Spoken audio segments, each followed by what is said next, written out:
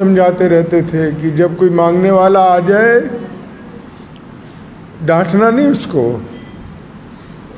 पर मैं वो अल्लाह से मांगने आ रहा है, हमें तो अल्लाह ने वैसे ही बीच में फंसा रखा है, ऐसे दे रखी है कि जाओ जाके उनसे ले लो। अल्लाहु अकबर।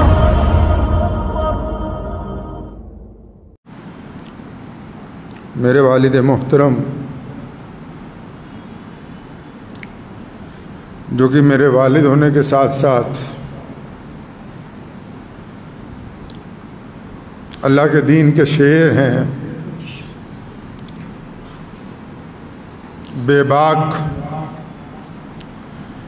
बेलाग शख्सियत के मालिक,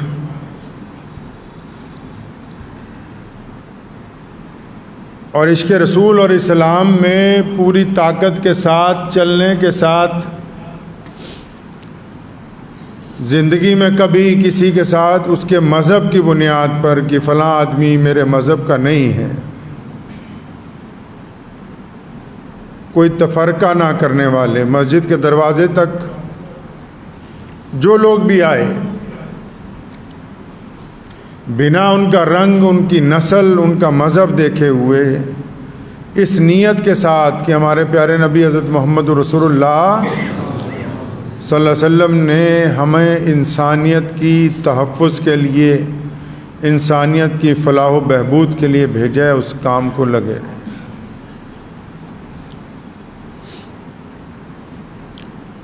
दुनिया में इंसान बहुत होते हैं, आते हैं चले जाते हैं,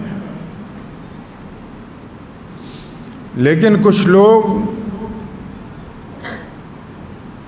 ज़िंदगी ऐसे गुजारते हैं कि उनके जिस्म, उनकी हड्डियों और उनके खून से कौमें तामीर होती हैं। उनके लबो लहजे से लोगों में ईमान जिंदा होता है। जब बड़े बड़े लोग हुकूमतों के आगे झुक जाते हैं, वो उस दौर में हुकूमतों से टकरा के ये बताते हैं कि हमने कलमा ला इलाहा इल्लल्लाह मुहम्मदुर रसूलुल्लाह पढ़ा है। जब ये कहने वाले लोग कि अल्लाह के अलावा हम किसी से नहीं डरते और वो डर जाते हैं, ऐसे दौर में ये अल्लाह के शेर जो हैं जब गरजते हैं तो कुफर के ऊपर हैबत तारी हो जाती है।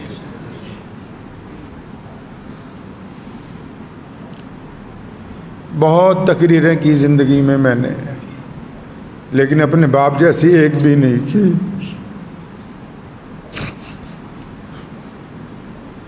मैं अक्सर कहा करता था, अबू जी थोड़ा रुक के बोलें, तो वहाँ लिख के लगाया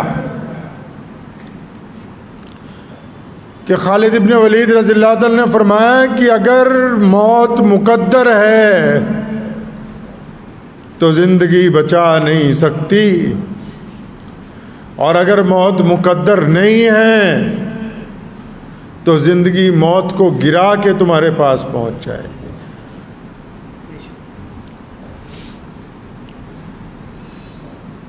पिछले चंद सालों में जब अच्छे अच्छे लोग खामोश हो गए, बड़े बड़े चैनलों ने उनके ख़िलाफ़ खबरें चलाई कि देखो पंजाब का शाही इमाम,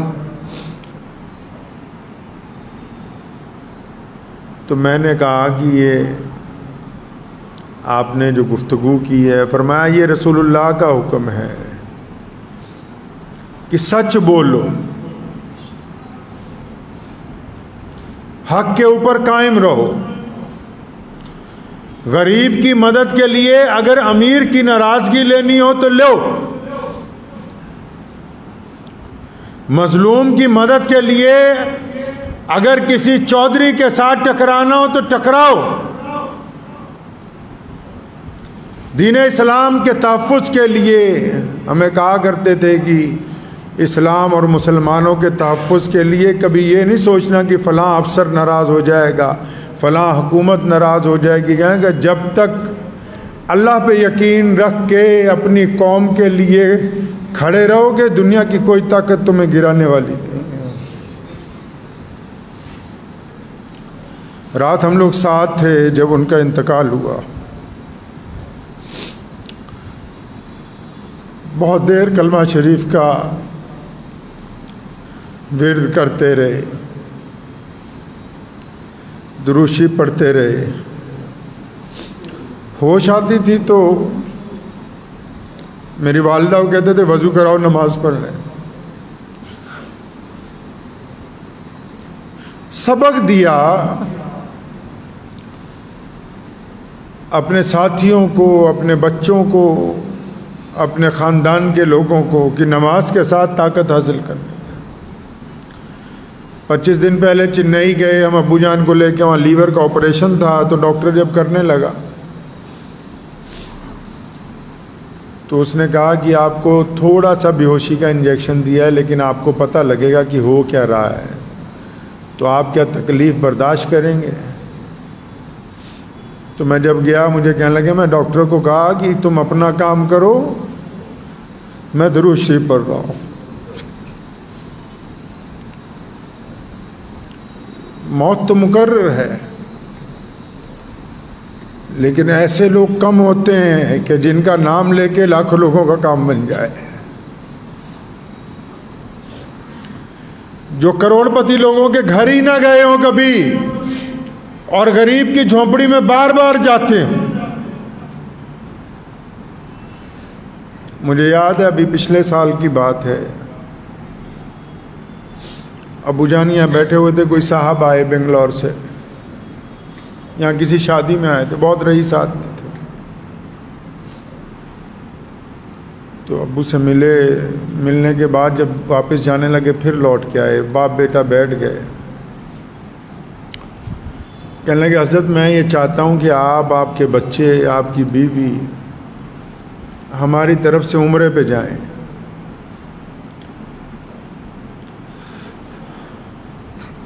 तो उन्होंने कहा कि हम रकम सारी खर्च करेंगे, चाहे 10 लाख रुपया खर्च हो।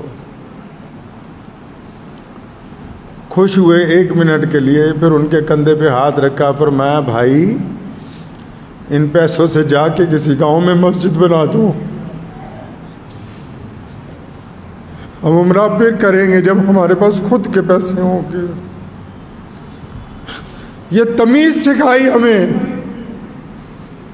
बड़े बड़े आप लोगों को देखो हर साल उम्रे पे जाते हैं, मैं किसी की बुराई नहीं कर रहा, बहुत सारे ऐसे लोग जाते हैं जिनके पास कुछ नहीं है। फरमाते थे तब जाऊंगा जब हमारे पास खुद कुछ होगा, लेकिन मेरे रसूलुल्लाह ने मेरी ड्यूटी यहाँ लगाई है कि मेरी उम्मत को तकलीफ ना हो, तो मैं ये ड्यूटी पहले निभाऊंगा। तारीख़ इस्लाम के सबसे बड़े मुजाहिद सुल्तान सलाहुद्दीन अय्यूबी का जब इंतकाल हुआ, हज बैतुल्लाह के लिए पैसे नहीं थे। बड़ी इज्जत और शोहरत इसमें नहीं है कि कितने दफ़ा है उस हज और उम्रा कर लिया। बड़ी इज्जत और शोहरत इसमें है कि अल्लाह की रज़ा के लिए रिज़्क़ हलाल का ध्यान रखा, हराम पैसे से सफ़र करने का इरादा नहीं किया।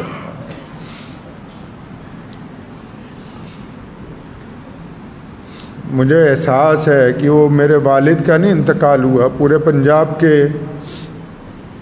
लाखों मुसलमानों के सरपरस्त का इंतकाल हुआ है। अभी की बात है, 2-4 दिन पहले किसी शहर में कोई पंगा छोटा सा पड़ा मुसलमानों का, मुझे कहा जा वहाँ जाके अच्छी तरह जो फ़िरका परस्त हैं उनका रगड़ा लगा के आ। मैं कहा ठीक है जी, आप ठीक हो जाएं, मैं जाता हूँ। और ईमान अल्लाह ने ऐसा अता फरमाया, 2-4 बातें आपको इसलिए बता रहा हूँ कि सारी ज़िंदगी जिस आदमी ने आपकी खिदमत की है, अभी 2 महीने कबल यहाँ अपनी जगह पे बैठे हो, मुझे बुलाया इत्मीनान के साथ, पंजाबी किया, फरमाया अल्लाह के नबी सल्लल्लाहु अलैहि वसल्लम ने कोई सुनेहा भेजना, कोई पैगाम भेजना है रसूलुल्लाह को। तो मेरी आंखों में आंसू आए। फरमाया मैं जा रहा हूँ और मरने के बाद रसूलुल्लाह की ज़ियारत होनी है, कोई पैगाम भेजना है तो बताओ, मैं जाके कह दूंगा जो ज़रूरत है तुम्हारी।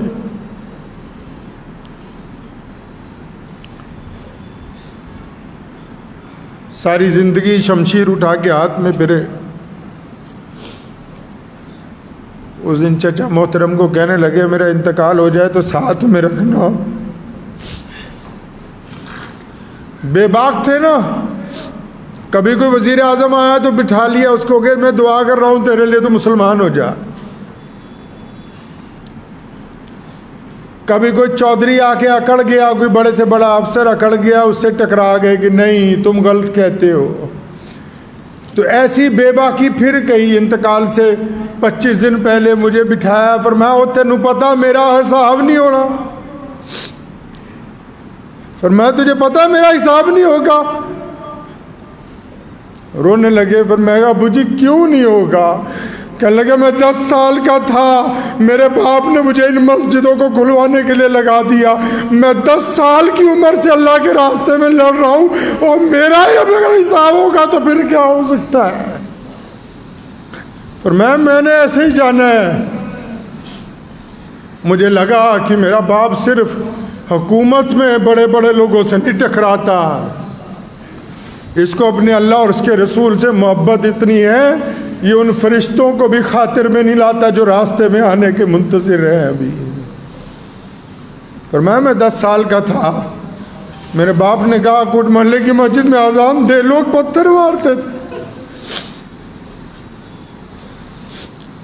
फिर ड्यूटी लगा दी कि सूफिया बाग की मस्जिद में 5 वक्त नमाज पढ़नी है। कोई था ही नहीं नमाज पढ़ने वाला। जब जाना लोगों ने ईंटें पत्थर मारनी कि कम से कम ये छोड़ जाए मस्जिद को। ये जो पंजाब में लाखों मुसलमानों की इज़्ज़त और शान और शौकत है, उसकी बुनियादों में मौलाना हबीबुर रहमान सानी लुधियानवी ने अपना खून डाला, अपनी हड्डियां डाली, तभी तो 63 साल में चले गए, वरना तो लोग 90-90 साल के बड़े इत्मीनान से बैठे हैं। मुझे एक साहब ने पूछा रात, कहने लगे उम्र बहुत कम है, 63 साल ही है। तो मैं कहा तू नहीं समझोगे, ये इश्क की बात है, ये इश्क की बात है। हमने कभी अपने बाप को सुन्नत के अलावा कोई काम करते हुए नहीं देखा। 63वां साल आया, कहने लगे मैं जा रहा हूँ। क्यों जा रहे हैं आप अब्बू जी? कि मेरे रसूल 63 साल में चले गए तो हमें भी 63 में जाना। ये इश्क की बात है, ये डॉक्टरों की बात नहीं है, ये तबीबों की बात नहीं है। इश्क को इश्क वाले समझ सकते हैं, जिन्होंने इश्क किया ही नहीं उनको क्या पता इश्क क्या होता है।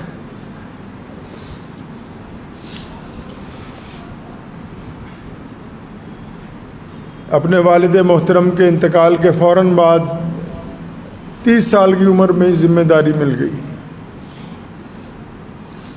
लोग देखते थे, लोग समझते थे बहुत लंबी उम्र के हैं, लेकिन इस तरह इस खुश उसलूबी के साथ, इस खुश उसलूबी के साथ ज़िंदगी गुजारी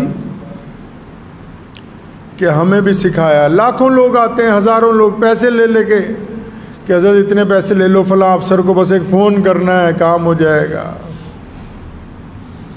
फरमाया हराम का पैसा मैं अपनी औलाद के हलक से नीचे नहीं उतारूँ। दौलत का क्या है? दौलत कभी भी कमाई जा सकती है, इज़्ज़त नहीं कमा सकते। और इज़्ज़त भी कौन सी? जो अल्लाह और उसके रसूल सल्लल्लाहु अलैहि वसल्लम वाली,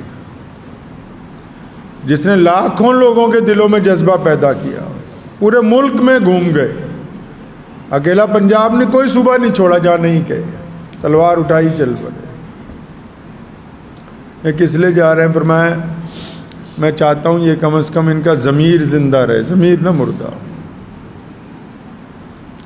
मुल्क की बात आई, कोई दिन कोई साल ऐसा नहीं गुजरा जिस दिन 15 अगस्त को झंडा ना लहराया हो। लेकिन मुल्क में अगर किसी ने अक़लियतों के साथ गुंडा करने की कोशिश की हो तो कोई दिन भी ऐसा नहीं गुजरा कि उन गुंडों का जवाब ना दिया।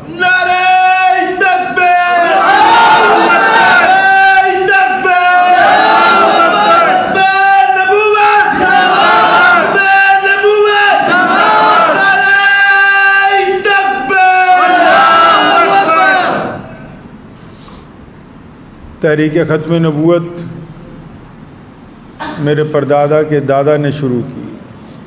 वालिद मोहतरम का दौर आया, इतनी तेज़ चलाई कि दुश्मन कहने लगा कि मौका मिल जाए तो सबसे पहले इन्हें ख़त्म किया जाए, ताकि इस बंदे ने हमारी सारी तहरीक तबाह कर दी। और इतना कुछ करने के बाद हम लोग एक मुद्दत तक असीरी की ज़िंदगी गुजारते रहे जेल में। मस्जिदें बनवाई, वहाँ सहरी अफ्तारी के प्रोग्राम चलाए, कई सौ मस्जिदें खाली करवाईं, कई सौ नई बनवाई। मुझे कहा करते थे, बेटा हमारा काम पौधा लगाना है, मस्जिद बनाओ, गांव वालों को दो, बस आ जाओ, कभी ये नहीं पूछने जाना सदर कौन है, सेक्रेटरी कौन है, हमारा काम पौधा लगाना है।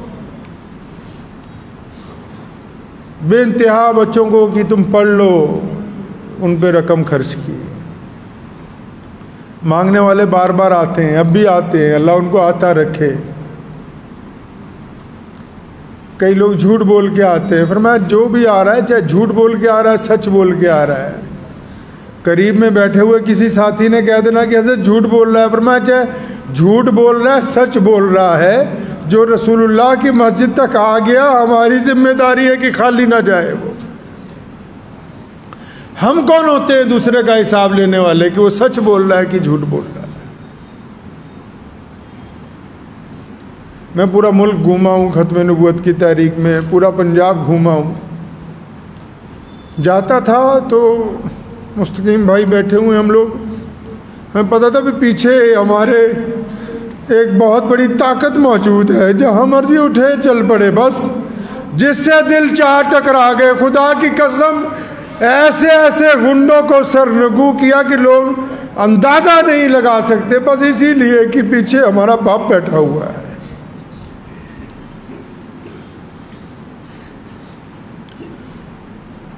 हमें पता है कि जाने वाले वापस नहीं आते।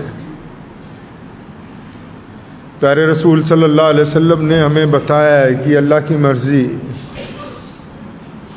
लेकिन अगर हम चाहें तो वो हमारे दरमियान ज़िंदा रहेंगे। जो परचम उन्होंने लगाया,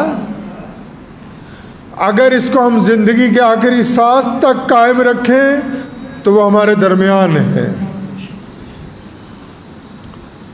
गरीबों की मदद का जो सिलसिला शुरू किया, अगर हमने इसको कायम रखा तो फिर वो हमारे दरमियान है।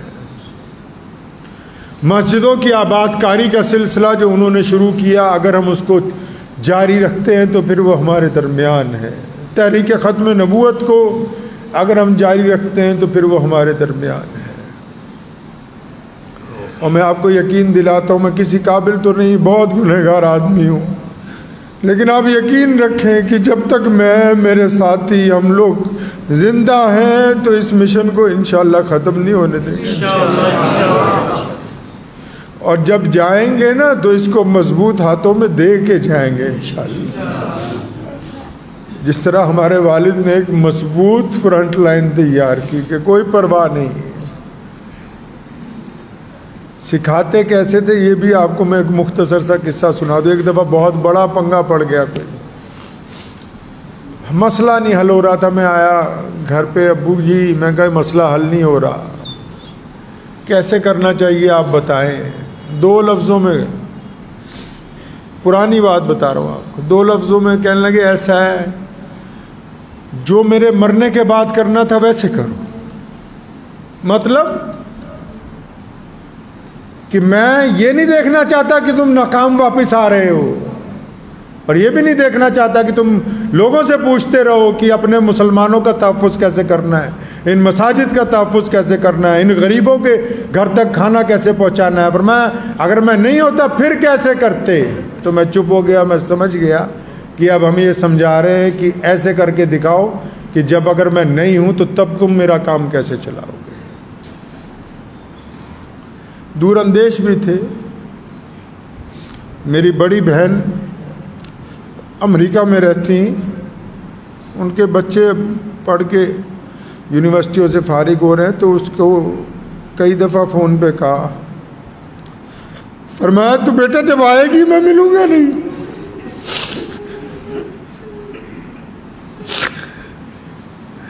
तो ये इस साल भी फिर, तो अभी जब ज़्यादा बीमार हुए तो उनका फ़ोन रोज़ आता है मेरी हमशीरा का। तो मैंने कहा बाजी आप जल्दी आए, आपसे अबू मिलना चाहते हैं। तो उसने 7 तारीख की सीट बुक कराई। सुनिए बड़ों के लफ्ज़ कैसे होते हैं। आज 10 तारीख है, 7 तारीख की सीट बुक कराई शिकागो से दिल्ली के लिए, और मुझे 8 को उसे लेने जाना था। तो वो 7 को जब एयरपोर्ट पहुंची तो एयरपोर्ट वालों ने कहा कोरोना टेस्ट कराया? उसने कहा हाँ जी कराया है। तो उन्होंने कंप्यूटर में चेक किया तो कहा इसमें नहीं आ रहा। जिस लेबॉर्ट्री से करवा के आए उसने कंप्यूटर में चढ़ाना भूल गया। वो कहा आप जा नहीं सकती, वापस जाएं, फिर करवाएं, फिर सीट बुक कराएं। वापस गई, 12 तारीख की सीट बुक कराई, 10 को इंतकाल हो गया। कहा ना बार बार कि पुत्रा तू आना, मैं मिलना नहीं। मैं जब तू आएगी मैं नहीं मिलूंगा।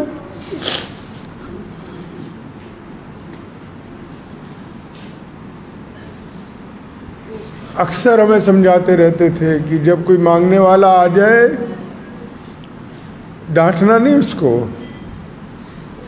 पर मैं वो अल्लाह से मांगने आ रहा है, हमें तो अल्लाह ने वैसे ही बीच में फंसा रखा है, ऐसे दे रखी है कि जाओ जाके उनसे ले लो।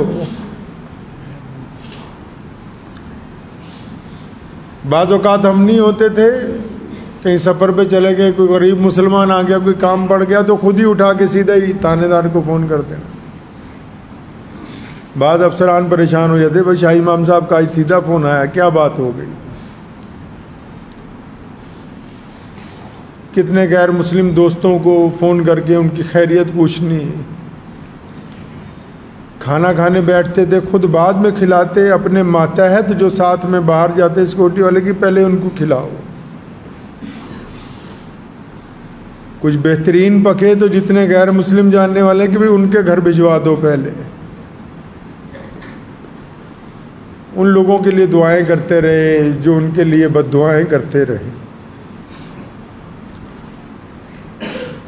बड़ी ख्वाहिश थी मुझे, कहने यार मैं हज करना है।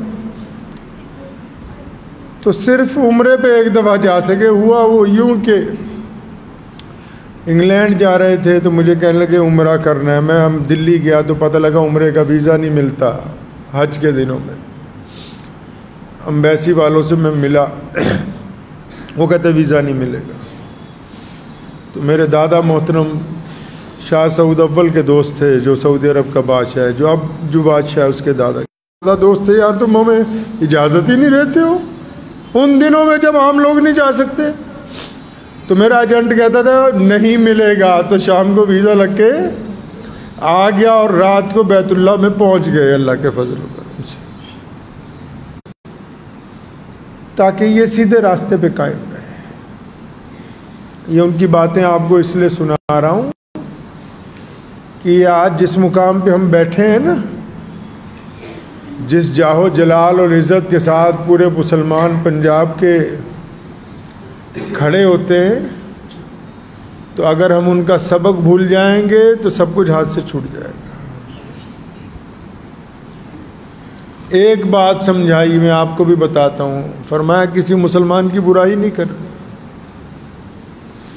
हम बड़े बड़े वज़ीरों से मिलते हैं, कितने गैर और मुखालिफ भी होंगे और सियासतदान भी मुसलमान होंगे। वो अपने भाई की बुराई नहीं करना किसी के पास जाके। कमिश्नर को ये नहीं कहना कि फ़लाँ मुसलमान से हमारी नहीं बनती। और मैं अपने भाई को कमज़ोर करोगे, पहले उसको गिरा दिया जाएगा, फिर तुम्हारी बारी आ जाएगी। मिल के अपने घर के अगर शेर को मारोगे तो गली के कुत्ते तुम्हारी बोटियाँ नोच लेंगे।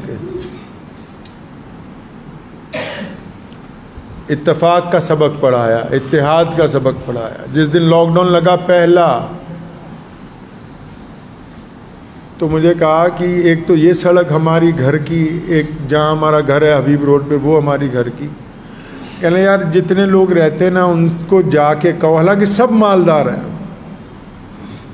कि कोई ज़रूरत हो कहीं आना हो जाना हो तो हमारे पास तो गाड़ियाँ हैं बेहतरीन, तो हमारे पास तो अल्लाह ने साथ में हिफाजती अमला दिया हुआ है, तो इनको कहीं जाना हो इस पे पास लगे हुए हैं, जिसको ज़रूरत हो लेके जाए। तो मुझे सामने मंदिर है, कहा पंडित जी के पास जाओ, वो हमारे पड़ोसी हैं। मैं उनके पास गया, फिर मैं कहा शाह इमाम साहब कहते हैं आप हमारे पड़ोसी हैं, कोई बात हो, हालांकि उनको ज़रूरत नहीं थी, कोई बात हो, कोई ज़रूरत हो, कहीं आना हो जाना हो, हमें खिदमत का मौका दें। तीसरे दिन कहने लगे यार सारा शहर राशन बांट रहा है, सारा शहर राशन बांट रहा है, सिर्फ गरीबों को बांट रहा है। मैं कहा फिर आपां किन्हां नूं बनना है? पर मैं गरीबों को नहीं बांटना, जो सफ़ेद कपड़े में मिडिल क्लास फैमिली है ना, जो जाके मांग ही नहीं सकती। मैं कहा फिर क्या करें? क्या अखबार में ऐलान निकाल आओ कि जामा मस्जिद से बिना फ़ोटो खींचे हुए राशन दिया जाएगा। सोच सकता है आम आदमी इस बात को? ऐलान किया कि जामा मस्जिद से बिना फ़ोटो खींचे हुए राशन देंगे और नंबर डलवाए उसमें। आप पूछ लें यहाँ जितने लोग हैं, रोज़ाना हज़ारों फ़ोन आते थे, 4 लड़के बिठाए लिस्ट बनाते, सारी दिन राशन पैक होता, रात को 9 बजे बांटना शुरू होता। और क्या कहा बांटने वालों को कि खबरदार जिसके यहाँ देने जा रहे हो उसकी बेइज्जती ना हो जाए, पड़ोसी को ना पता लग जाए कि इसने हमसे मदद ली है, उसकी तस्वीर ना खिंच जाए कि मेरे रसूल ने कहा कि इंसानों की इज्जत करनी है, हम इज्जत बांटने आए, बेइज्जती करने नहीं आए। और फिर सिर्फ मुसलमान ही नहीं, हर मज़हब के लोगों ने राब्ता किया 3 महीने तक, और 3 महीने तक लगे ही रहे सुबह शाम। ये दर्स किसने दिया है? ये इश्क की बातें हैं। उनको रसूलुल्लाह सल्लल्लाहु अलैहि वसल्लम से इश्क की इंतहा थी, इश्क की इंतहा थी। तो मैं आपको बस आज के दिन यही कहना चाहता हूँ कि हम जैसे कैसे हैं, टूटे फूटे हैं, आपकी खिदमत में हाजिर। आप जब बुलाएंगे, हमने आपसे वोट नहीं मांगनी कभी, ना पहले मांगी, ना मंत्री बनना है, ना हुकूमत में कोई ओहदा चाहिए। बहुत सारे लोग हमारे साथ रहते हैं, उनको पता है कि बार बार ठुकराए हैं पैर से अपने कि नहीं चाहिए। बस दुआ कीजिए कि अल्लाह ताला दीन की इस खिदमत को हमारी नस्लों में बाकी रखे,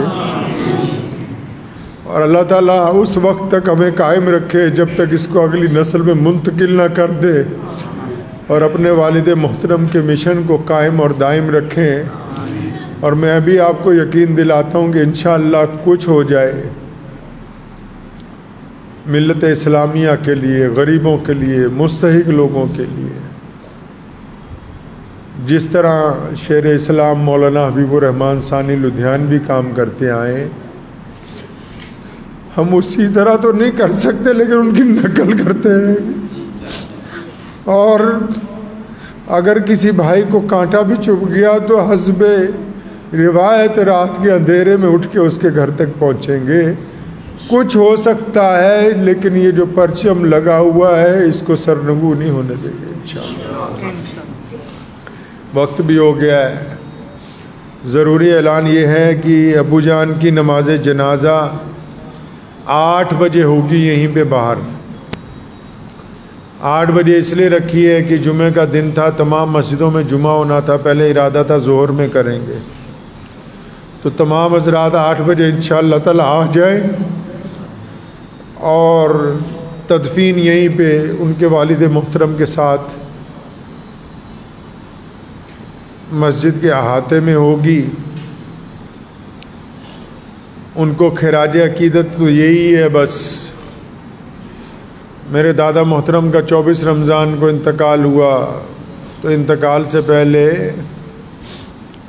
अबू को बुलाया, ज़ुबान बंद हो गई थी, हाथ से इशारा किया, फरमाया नारे लगवा जाके। हमारे बाप ने कानपुर गए, हलीम इंटर कॉलेज में मायावती मुख्यमंत्री थी, बुला लिया उसने कि तकरीर करेंगे। मौलवी होगा कोई अच्छी तकरीर कर देगा। तकरीर करते करते काशीराम को दावत इस्लाम दी और फिर अल्लाह अकबर के नारे लगवाए। तो मैं समझता हूँ कि उनको अच्छी खिराज अकीदत रसूलुल्लाह की ये सुन्नत है। कहा करते थे कि मिसवाक रखना भी सुन्नत है, नारा लगाना भी सुन्नत है। मेरे साथ मिल के 3 नारे लगा ले। और दुआ करें अल्लाह उनकी मग़फ़िरत फरमा दे, जो कताइयाँ गलतियाँ हुई अल्लाह माफ़ फरमा दे। 5 बजे हमारे घर से जनाजा यहाँ पर आएगा, हबीब रोड पे, जो ब्राउन रोड नई वाली मस्जिद है उससे थोड़ा सा और आगे जाएंगे तो वहाँ पे हबीब रोड है, वहाँ पे घर से जनाजा 5 बजे उठाया जाएगा। 5 बजे वहाँ से जनाजा यहाँ पे आ जाएगा और फिर यहाँ 5 बजे से लेके 7 बजे तक जो लोग ज़ियारत करना चाहेंगे, देखना चाहेंगे, वो देख सकते हैं। और उसके बाद 8 बजे नमाज जनाजा इंशाअल्लाह पढ़ा के यहीं पे तदफीन होगी। ये जो प्रोग्राम मैंने आपको बताया है व्हाट्सएप और फेसबुक के ज़रिए बाकी साथियों को भी बता दें, ताकि जिनको ना पता हो, मुगालते में हो, उनको पता लग जाए। मेरे साथ मिल के बस 3 नारे लगा लीजिए इंशाअल्लाह ताला। आज इरादा नहीं था, हिम्मत नहीं थी। पहले मुस्तकीम भाई को मैंने कहा 1:15 बजे 15 मिनट के लिए बोलूँगा। फिर हमारे मोहम्मद अली भाई आए हुए हैं किराना से, तो उन्होंने मुझे आके इसरार किया कि नहीं आ जाओ। तो मुझे अपने अब्बा की बात याद आई। फरमाया जब हादसा हो जाए, परेशानी हो जाए, मेरी दादी का इंतकाल हुआ, मेरे दादा का इंतकाल हुआ, जमात का जब टाइम हुआ, सारे काम छोड़ के आके नमाज में, फरमाया यही वक्त है, यही वक्त है। अभी पहचाना जाता है मोमिन के जब ज़रा सी मुसीबत आई उस वक्त नमाज भूल गया, तो यही वक्त है। तो पहले मैंने लड़कों के नारे की बरकत से अल्लाह उनकी मग़फ़िरत फरमा दे। नारे तकबीर, बात नहीं, नारे तकबीर, नारे तकबीर, इस्लाम, इस्लाम, खत्मे नबूवत, खत्मे नबूवत, नारे तकबीर। मुझे उम्मीद है कि आपको ये वीडियो पसंद आई होगी। अगर पसंद आई हो तो ये आप अपने दोस्तों के साथ शेयर करें और इस चैनल को सब्सक्राइब ज़रूर करें